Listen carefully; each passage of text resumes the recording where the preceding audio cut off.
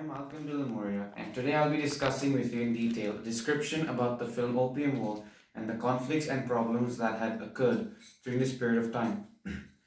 The Opium Wars were two wars that commenced between the Qing dynasty and Western powers in the mid 19th century. It took place over a period of 4 years between 1839 and 1842. Platt states that it is one of the most studied and popular events ever recorded in Chinese history, which clearly tells us that the Opium War was a period of history that was very famous and made China suffer a lot.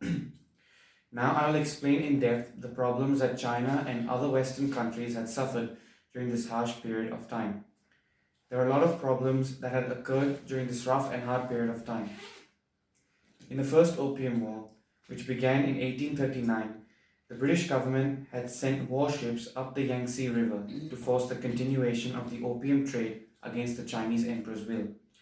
Neve Horish states that the events of the late Qing period had marked China's abrupt transition from a powerful, proud, and unified nation to one whose territory was carved up like a melon by foreign powers, which clearly states that China had started off well and then suddenly it decreased.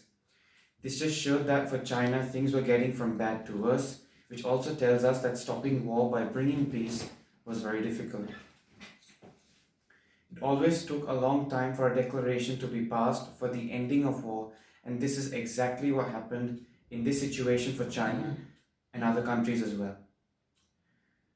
Before the Opium Wars, the representatives of foreign countries seeking trade and relations with China and the performance of the banging of one's head on the ground while kneeling down in front of the emperor signified their country's acknowledgement of the Chinese emperor as the son of heaven. The discourse of national humiliation is not just the standard view of Chinese communist historiography.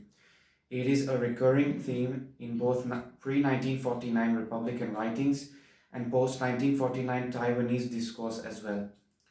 Neve Horish also states that according to the class struggle theory, China's decline and suffering in modern history were caused mainly by the internal corruption and incompetence of the feudal or capitalist rulers, which explains to us the hard obstacles that China had to face during this period.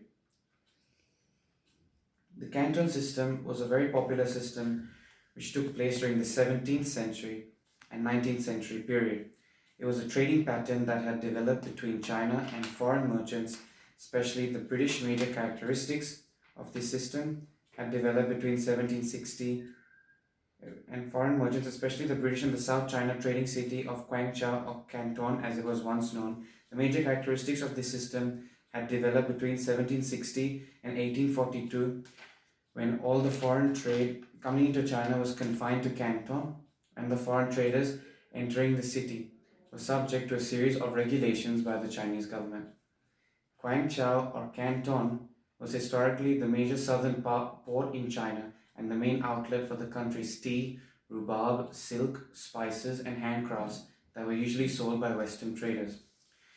Platt also makes a convincing argument that Britain, the East India Company, and the Qing developed a working relationship between the 1790s to the early 1830s that was mutually beneficial despite occasional disagreements and conflicts, which clearly tells us that besides a few arguments, all went well for all countries.